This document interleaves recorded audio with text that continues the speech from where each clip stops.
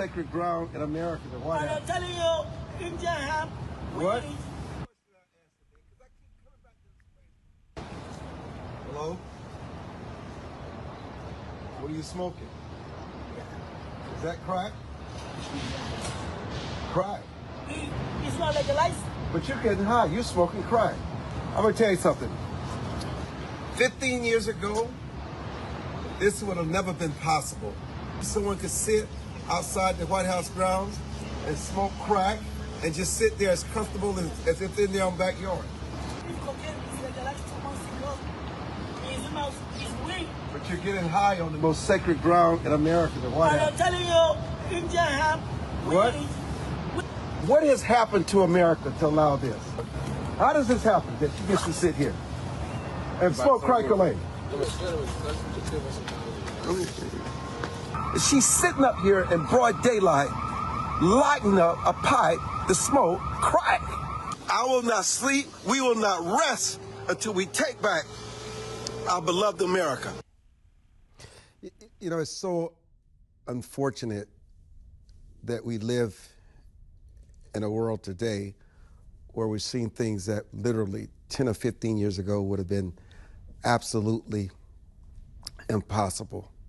From the graffiti to raising foreign flags on American soil as if they've taken siege on the United States and the most populous cities. I mean, someone being so comfortable sitting out in a public park across from the White House with a crack pipe, smoking crack, and then when we get the attention of the U.S. Park Police, they switch it to marijuana. And you speak to law enforcement after the removal, and they tell you, well, it's illegal, but if we were to arrest her, she'd be back out on the streets in 24 hours. No different than the carjackings that are going on all across this country. Almost 10,000 in 1 month in Baltimore. President Biden's granddaughter, the SUV, the Secret Service that was protecting her in Georgetown. I mean, they were so brazen, they were trying to steal the SUV and they were fired upon. I mean, these young people have no boundaries now. They have no fear. It's because you have legislatures in Washington, D.C., Maryland, and across the country where the laws are geared to embolden them. They don't want to lock them up because they're of a certain age. They don't want to serve jail. They want to put them in some home or some clinic where they can get therapy, get some kind of attention, which does nothing to erase much of the damage that has been done to these kids. A lot of these kids are angry. They're growing up without fathers. And you ask yourself, what is happening to our beloved America? And don't get me wrong, you know, I was so outraged when I was on the grounds of Lafayette Park recently and saw this person light up. And obviously, you know, they're mentally disturbed. There's so many mentally ill people that's placed back on the street. Many of them are veterans. And I actually read the commentary of people saying that if they were to bring this to law enforcement attention, they would probably lock them up, or they would be abused and violated by law enforcement. Since this thing to remove the police, the dumb down law enforcement in the society, people actually believe that law enforcement is the enemy. And I'm talking about intelligent, sophisticated people believe that law enforcement, if they bring something to law enforcement attention, nothing's going to happen. You could not be further from the truth. Law enforcement is still our best friends and our first line of defense. But since the defunded police, law enforcement has been weakened. They have to think about being sued. Anybody can raise a complaint against them. It affects their benefits. It affects their way of life.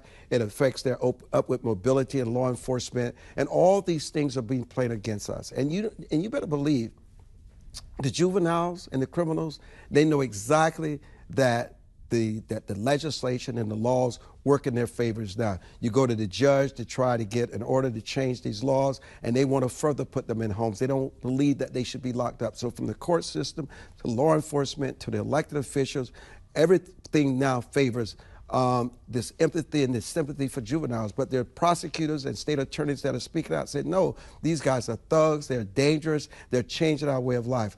I literally, just this past on Wednesday at the Democratic National Committee, pro-Palestinian protesters did not even have a permit. Heard about that the Democrats were having this big confab at the DNC. They just showed up and blocked the entrance to the DNC. Literally, they just blocked it. I mean, law enforcement from the Capitol Hill Police, from the Metropolitan Police Department stormed on the place. They were tossing these kids. The kids were trying to hit law enforcement. They were trying to pull their pepper spray. The pepper spray law enforcement had no respect for law enforcement. And let me tell you, these are spoiled, rich kids who hate America. They think they have all this solidarity with pro-Palestine and Hamas. And now you have this new movement where Osama bin Laden's papers on why he attacked America, saying that an attack on America, an attack on superpowers are not justified. And young people are taking the words of Osama bin Laden, taking his word and says, well, attacks by big superpowers like America is not what they always seem to be. And they are siding with Osama bin Laden. This propaganda, I don't have no idea, it could be coming from Iran. You have no idea where it's coming from, but it's infiltrating the mind of these young people. And they believe that America and places like Israel is their worst enemy.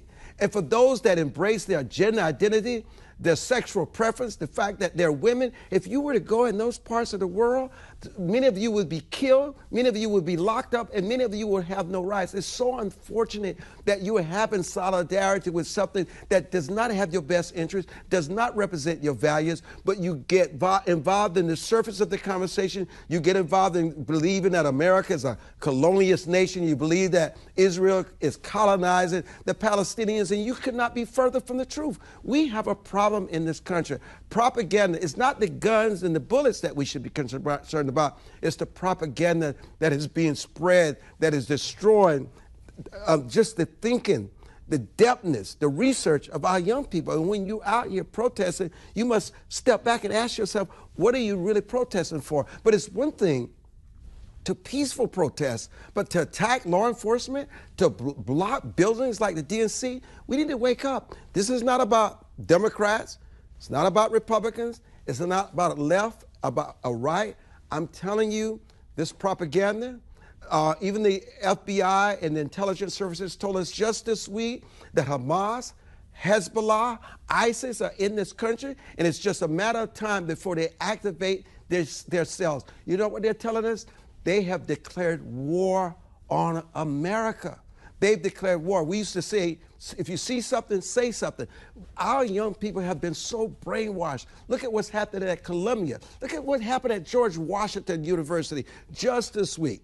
A truck out with a sign saying, we must stop Hamas. We must stop that brutality. We must support the Palestinians, the innocents. We must support the innocent people in Israel, the Jews. And all of a sudden, some pro-Palestinian protesters just literally just went and knocked out all the windows in the van, just knocked it out. Violence, vandalism. They don't care. With all the consequences, they really believe that our judicial system, our system of courts and our system of laws will not hold them accountable. And they keep pushing the envelope. They're in Washington, D.C. today. They're in New York tomorrow. They're in Los Angeles next week. It's a matter of time before they come into a neighborhood near you.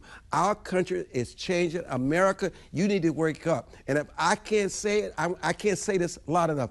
America is at war. Not only with our enemies, but with young people who've declared war on our way of life because they've been brainwashed by this propaganda. Whether it's Osama bin Laden justifying his attack on America, they forget what happened on 9/11. They're going to forget on what happened on October the 7th in Israel. They forget until it impacts them and their way of life or someone they love and care about. America needs to get a grip on what's happening today because I'm telling you, whether it's desecrating the symbols that we believe in, whether it's smoking crack cocaine, whether it's attacking law enforcement, whether it's spreading graffiti on some of our most pristine areas in the world, whatever it is, These young people are turning their back on America because they have been brainwashed. And I say to you, America, you better wake up, because America is at war. And that war has been declared, and whether you want to fight it or not, they're bringing the war here, and you better wake up and get ready, because America has changed forever. I'm Armstrong Williams, and we'll be back. Today is all about entrepreneurship and celebrating entrepreneurship in every facet that you can imagine. One of our favorites, Tiffany Norwood, founder and CEO of Tibetan 2022 Entrepreneur of the Year, is back. And of course, one of my favorites, Marcia Dyson, founders of Women's Global Institute. Marcia, how are you? I'm doing well, Armstrong. So what is it about entrepreneurship and empowering? Well, you know, we began in ancient days all as merchants, right? Either bartering and trading for our goods, our agribusiness that we may have had, our corn, our horses, whatever the case might be. In all parts of the world, marketing has always been a part of our lives. Whether we were entrepreneurs or whether we were the buyers, we all fit into that mode of consumerism, which really helps sponsor the economics of any country, any community, and for me, especially women. Tiffany, what do you put together for us today? What do our audience have to look forward to? Yeah, it's going to be a really amazing, very special show today. First off, Armstrong, I want to thank you for being so gracious as to let me do a show takeover, way better than an Instagram takeover, right? In celebration of Global Entrepreneurship Week. And in this show, we have Marcia Dyson, the founder of Women's Global Institute, as you mentioned, and Viktoriya Tigipko, the founder and managing partner of TA Ventures and the Odessa Film Festival, and also a truly amazing women leader, leading us off with this first segment, talking about the state of entrepreneurship around the world, and in particular, how it's impacting women. And then in the next section, we're going to be talking about money. Let's just go to the first. We'll get to what we get to. Let's start with Viktoriya and Marcia. And is it just about women? Is your only concern about women? What about the men and everybody else? Entrepreneurship knows no color, knows no gender. No, exactly. Entrepreneurship knows no color and knows no gender. Mm-hmm. But also, you know, we hear a lot from the male entrepreneurs around the world. And so as a female leader, I wanted to make sure to sort of start the day and the platform with letting some of the women take the stage. Marcia is focused on the Women's Global Institute and many other things around the world. Viktoriya is a venture capitalist, founder, investor, and leader just of everyone. She does also have WeTech, but like me, you know, her market is the world. So I thought, why don't I start this segment with two fellow global entrepreneurs and investors to talk about the state of play around the world when it comes to entrepreneurship. And maybe we can start by having Viktoriya introduce herself and talk a bit about what she's seeing as the founding partner and managing partner of TA Ventures. Thank you so much. Thank you for inviting me, Tiffany. Thank you for the show. Now, originally I'm from Ukraine, and I started my business from 2008, building the company, basically venture building of 5 companies. And then from 2010, I understood that I have to bring more investors and founders to Ukraine. So I started the Friends IDC, Investor Day, Central and Eastern Europe, with 3,000 participants in the 11, 12, 13 before the war started, and more than 300 startups from 25 countries, mostly focused on Central Eastern Europe and Ukraine. So that boosted actually 2010 I started to invest, and currently I have more than 250 investments in my portfolio in Ukraine, Europe, US, Latin America, and Southeast Asia. So I was the first female venture capitalist and venture investor and company builder back then. And now let me stop you a minute. You know, people will find it fascinating that you're coming to us live from Ukraine, and when we think of Ukraine, we think of chaos, and there's nothing but scenes of war. But you're telling us today that there are people that still continue with their lives, continue with entrepreneurship, continue creating opportunities in Ukraine. How much more difficult is it with the current environment that you find yourself in as an entrepreneur? Thank you for the question. So 70% of the founders of the Ukrainian startups, they did not leave the country. And 30% of the founders, which temporarily, 90% of them, they would like to come back. So we need the support, and this is not we are begging for money. We just need support because it is the business. And myself, also a chairperson of the Ukrainian Startup Fund, is the grant fund supported by the government, by the Minister of Digital Transformation, with a 40 million investments from United Nations, 10 million investment in 3 years of the functioning of the Ukrainian Startup Fund. It's a grant fund. We put 35K of grants to the pre-seed and seed startup, including 10K for learning. Then now we are mostly focused on military tech, dual use, and there are a lot of opportunities. We are screening the hundreds of projects every month, and we supported more than 400 projects.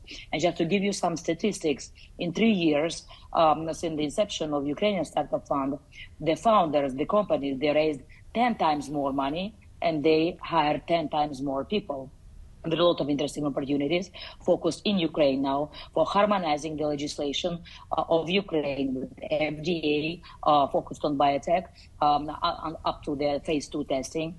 There is another big subsector, the thousands of objects are demolished. The damage is about 1 trillion and is growing, and we need to reconstruct or rebuild the country right now. So the second big subsegment is reconstruction of Ukraine, and we would like to bring the tech companies, big tech companies like Gropius, Tesla for construction, to be able to rebuild the country in 5-10 years. And we would like to start to do it right now. New technologies, that's exactly what we needed. In construction tech, we'd like legislation, construction norms, with Austria, because I consider the construction norms and construction legislation is the best.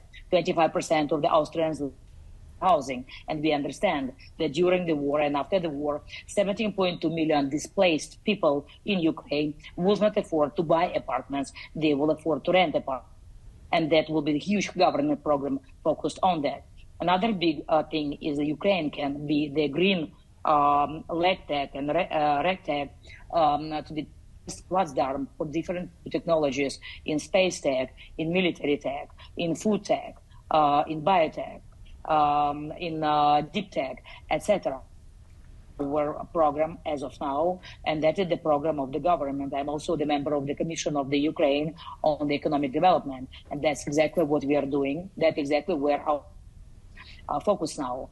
And another big thing is also the semiconductors, and we would like to build the tier 1, tier 2 testing, including the packaging.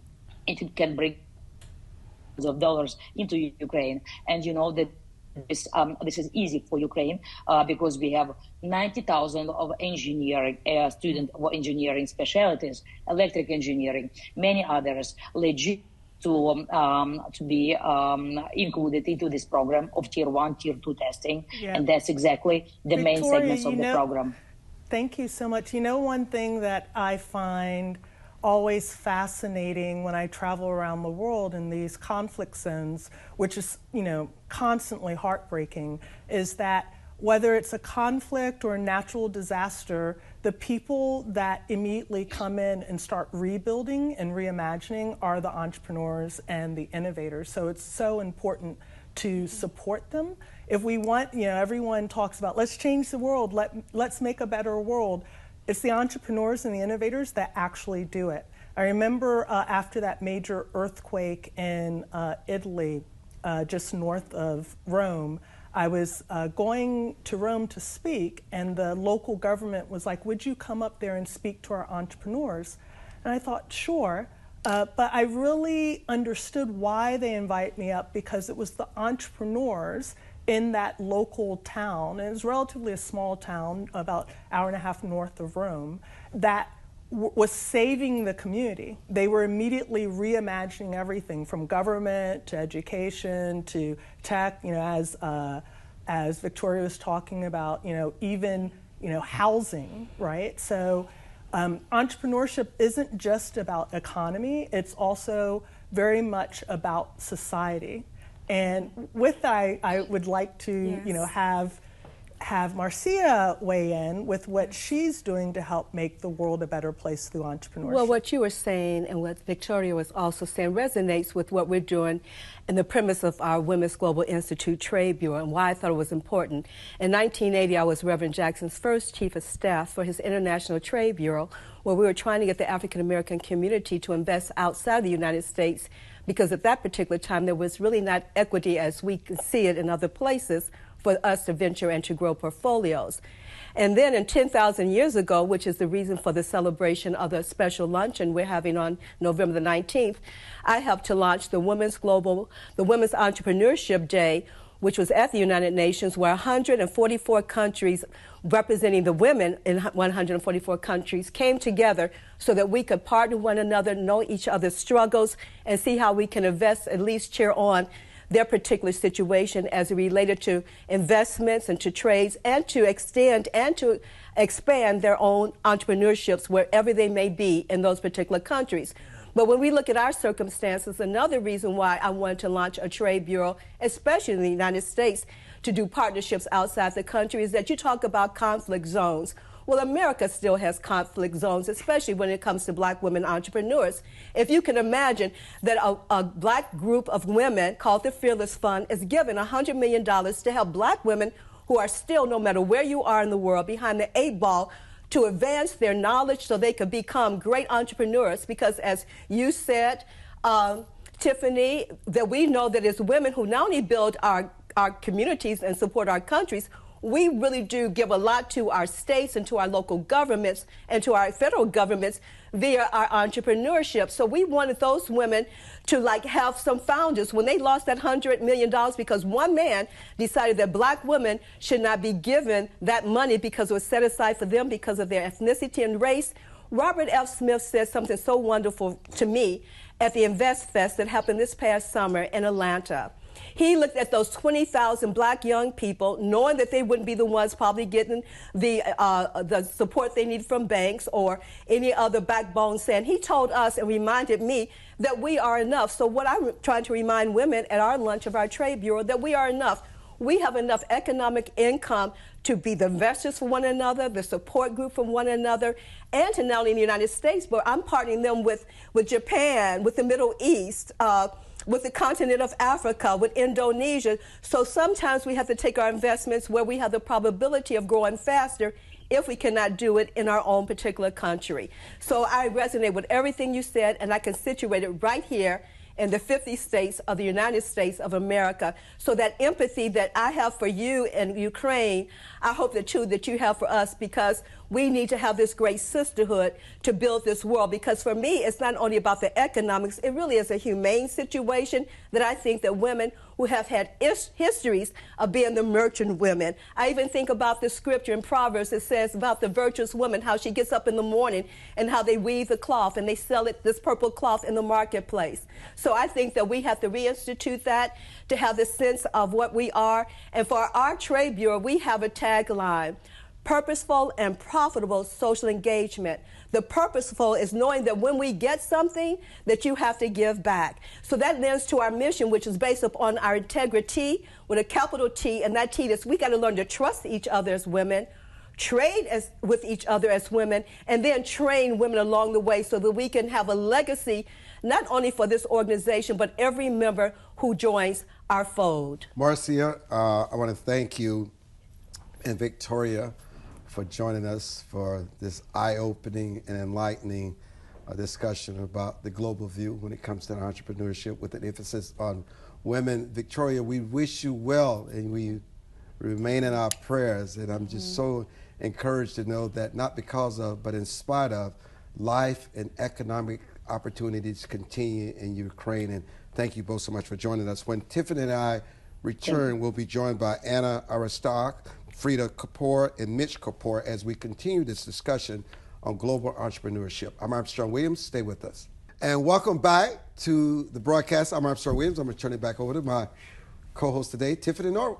Yes, so first off, happy Global Entrepreneurship Week again. For this segment, we're going to be focused on money, which is one of the main concerns of most founders. And we're going to both look at it from the founder perspective as well as the investor perspective. We have three of my favorite people here today, Freada and Mitch Kapor of Kapor Capital, as well as the authors of Closing the Equity Gap. They're going to talk about their history as founders and investors and a new model for placing money. And then we also have Anna Iarotska, and I always ask Anna to forgive me with the pronunciation of the last name. She's a founder and CEO of Robo Wunderkind, and also a friend of mine. And she, to me, exhibits the type of founder that Mitch and Freada talk about, beyond myself, Armstrong, of course. So why don't we start by welcoming Mitch and Freada. They're coming in live from California. And Mitch and Freada, can you talk to us about your history with Kapor Capital and this new model that you guys have with investment around closing, investing in gap closing companies and distance traveled founders? We'd be happy to. Mitch, do you want to start and then I'll follow on? Sure. I'm a longtime tech entrepreneur. Back around 2010, I was doing a lot of tech angel investing, and Freada came to me and said, you're good at this, but why don't you invest in ways that are consistent with your values? And I said, but then I'd miss out on all the hot deals. But then Freada said, look, we're both empirical and pragmatic. Why don't we do an experiment? And that was the foundation of Kapor Capital. And that experiment was to ask whether we could invest in companies that closed gaps of access or opportunity or outcome for low-income communities or communities of color. In other words, companies that are making a positive difference in the world. Could we do that exclusively and make money and get comparable returns? And over a decade and a couple hundred companies, we found that we could, and that it was not concessionary. And that was the basis of Kapor Capital and the great founders that we've invested in and their life stories. And I think we have a different view on what talent is. And if I could ask Freada maybe to talk a little bit about before you talk about it, I'm curious about something. In your decade, looking at these underserved and disadvantaged communities, is it really race, gender, inequality is the biggest barrier for entrepreneurial success? Or have you discovered something else that is often hidden and not spoken about? Because someone watching this broadcast today who may be a woman or may be black or whatever may feel that even after all these years and decades of progress, that is the biggest barrier to success. And in my experience, I would say that is the least of their barriers, but I welcome your challenge. Well, let me take a look at that. I think what you're raising is sometimes these issues are overlapping and they're complicated and we need to look at nuances. But when we invest, we are looking to invest in hardcore tech startups. We are looking for founders whose lived experience identifies these problems and the solutions that they are bringing to their companies. So we are taking their lived experience, which sometimes might be encountering biases, barriers, obstacles because of race, because of income, because of ethnicity, because of gender, because of anything. But they're taking these difficult experiences and turning them into insights and turning them into startups. And that's what we back. So the core business has to be gap closing for low-income communities and or communities of color. We have founders from every racial background, every gender identity. But what we care about, as Tiffany asked about, is their distance traveled story. So we want to know how that lived experience led to their insights, but we want to know where they got on their own steam. We want to know where they started in life and how they've used opportunities or created opportunities on their own. We are not looking for pedigrees. We're not looking for people who were handed or born into unfair advantage. Yeah, and I would ask. Let's get Anna in the conversation. Okay, but first, can I add something to that? That portfolio, Kapor Capital, because I'm very much, a female founder, Black woman of color that has started 9 companies that have impacted billions of people around the world of all races and genders and everything, right? What I like about what they're doing is that they're, focusing on, are you starting companies that are adding to a problem or helping to solve a problem, right? And as Freada said, they could be all races and genders and backgrounds from rural areas, et cetera, as the founders. That's sort of the first thing. And the second thing is then when they're deciding to place money with the founder, they're not looking at do you know the tech bros and everything in Silicon Valley? They're looking at the individual and saying, where did you start and how did you get here? And their performance is top quartile against all venture capitalists. So it's also good business, Armstrong. And to that point, we have Anna, who doesn't even necessarily realize that she's a benefactor of this, because LearnLaunch, one of her investors, also looks to Kapor Capital and their model for how they choose founders. So let's turn to Anna as someone who. Before you turn to Anna, let me just raise this though. Okay. Because Dante is not joining us in the next segment, so we're going to keep all our guests for the next segment. So we do have time. Okay? We do have time. Okay. Your success and failure is not because you're a woman or because you're Black. Agreed. So what is the main ingredient? No, I get that. So what is the main ingredient to your success? Okay, the main ingredient to my success personally is, I kept my eyes on God to handle all the suffering and abuse that was being thrown at me while I was doing these startups. And doing startups are hard to do for anyone of any race, any gender, any age. It's just a hard thing to do. Then you layer it on top of all this bad behavior that has nothing to do with me. Everyone focuses on, like marginalized or disadvantaged or underserved. I hate those terms referred to me. There's nothing marginal about me. I'm not the problem. The problem are the people on the other side, discounting my genius, not looking at the ideas that I have and valuing them in the same way because of what they see on the outside. I came up with a large language model that I submitted like 100 pages to the NSF in 2012. And they were like, I don't know if she can handle it. I had the system architecture, the alpha product submitted.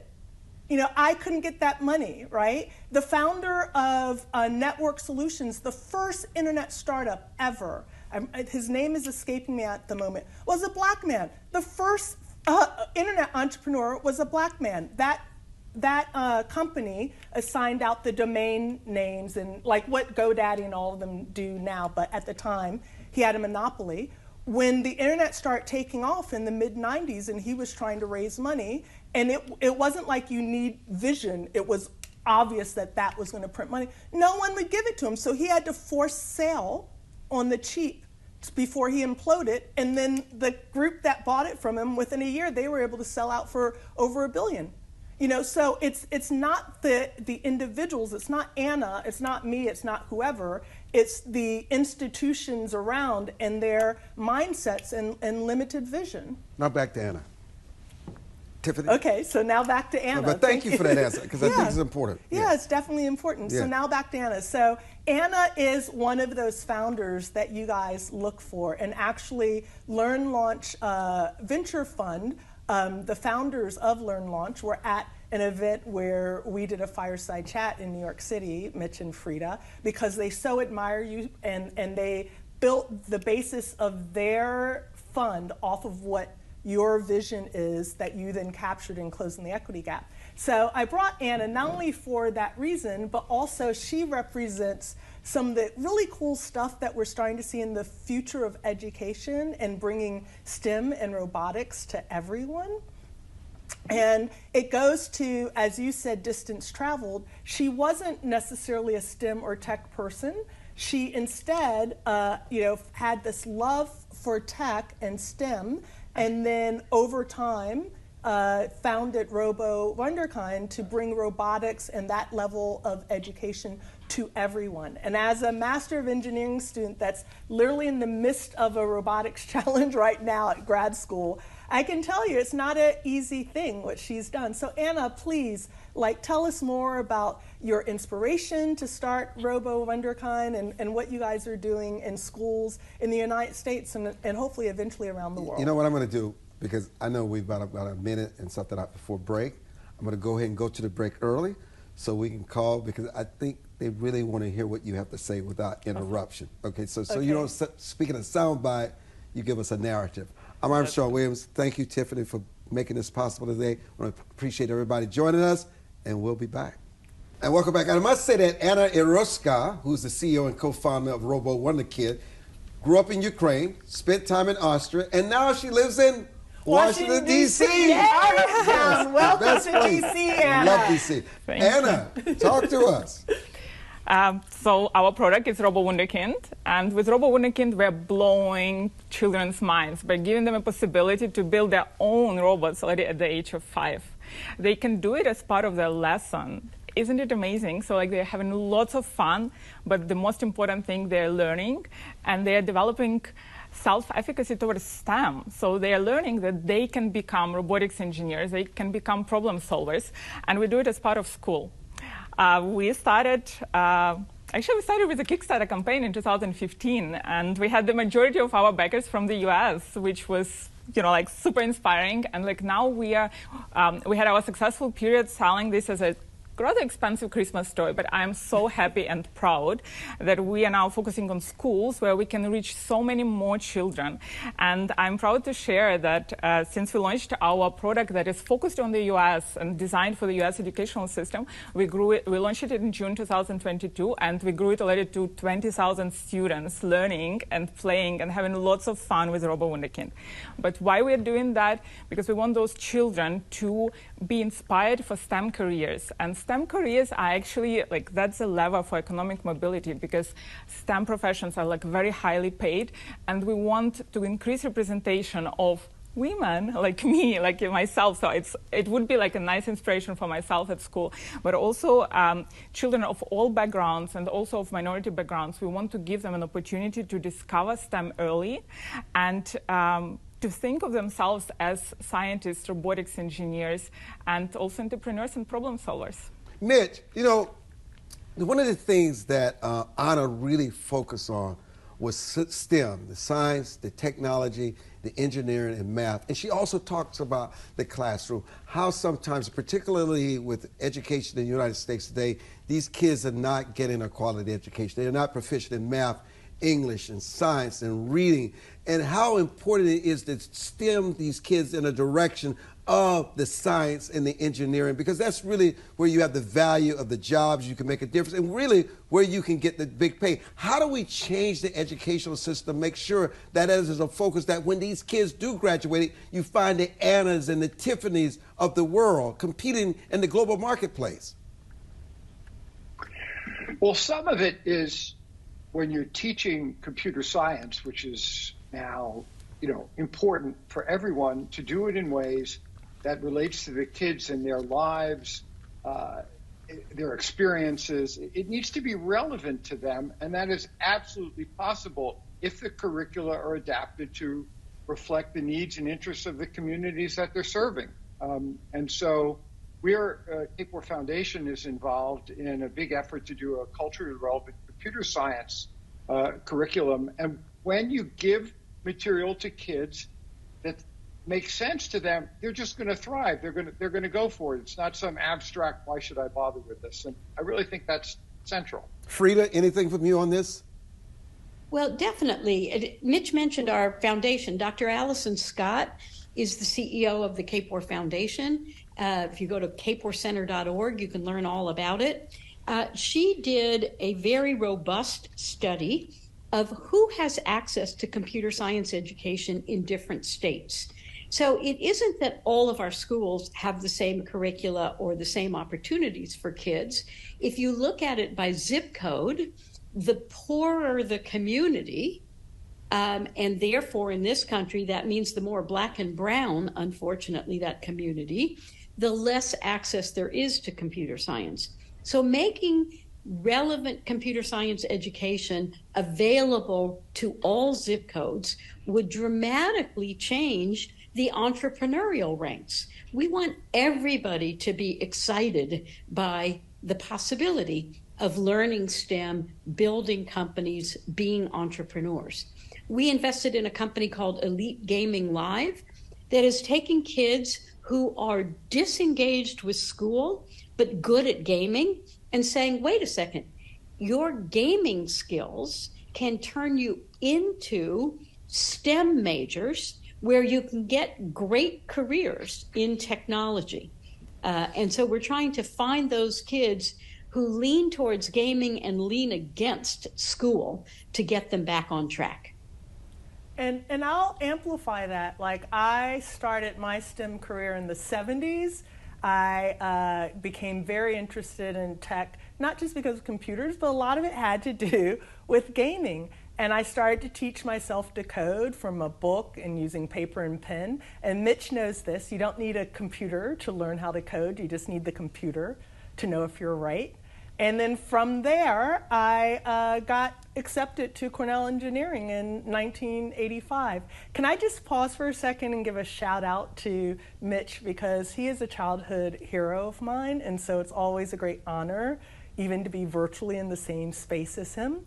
The first computer code I ever licensed was in 1992 on Wall Street, and it was built off the basis of Lotus 1-2-3 and Visual Basic and WordPerfect, all these software programs that Mitch had created. And you know, Armstrong, I saved that code all these years. And Mitch doesn't know this. I couldn't tell him when I was in person with him because I was a little bit too shy to say it. But for years, I'd been telling my friends, someday I'm going to meet Mitch Kapor and have him sign my code. And that happened last month, Armstrong. Thank you, Mitch. You know, Anna, and Mitch, also thank you. I'm very familiar with Lotus and all those early things that were in the marketplace. But Anna, you know, it's interesting. You create these toys. What have you learned about what is it with children that really makes them want to learn, to want to be engaged, excited about learning? It's about having it not forced, about offering them playful experiences where they can decide what they want to do. And that's what we also encourage, not just with our product, but the way we do our teacher training and teacher support and mentoring, is like encouraging teachers to let it go and create an experience where a child, a student, can be in the driver's seat and can ask a question and like say, and decide, today I want to build a robot that will solve this problem in my town, and make it like really relevant for the community they're coming from. So it's about self-driven education, about having fun, and actually giving children an opportunity to explore and supporting them in this process. For Global Entrepreneurship Week, Anna, one of the things I think is really important is to activate other people as entrepreneurs and to see themselves as founders. So can you share a bit about how you became a founder? Did you always think you would start a company?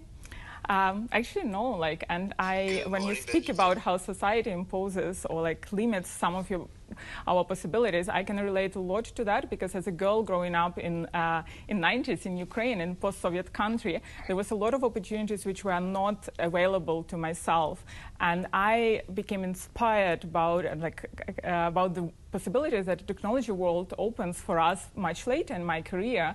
In my late 20s, with being in a corporate job, I actually realized that there is much more I can do, and that's where I self-taught myself to become an entrepreneur, or like I set on this journey of self-discovery and self-learning.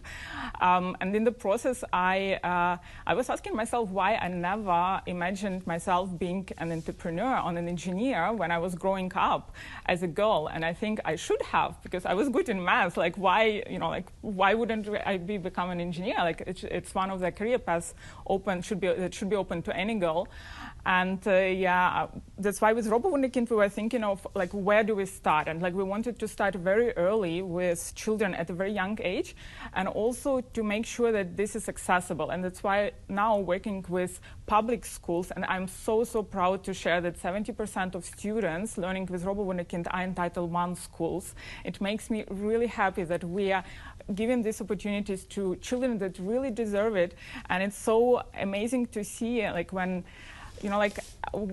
every child has a talent, and like it's so important to give them a possibility to discover it, and also to do that early in their learning journey, because sometimes it's much more difficult to reach a teenager, while young kids in elementary school, they're just open to just giving it a try and like having this hands-on experience.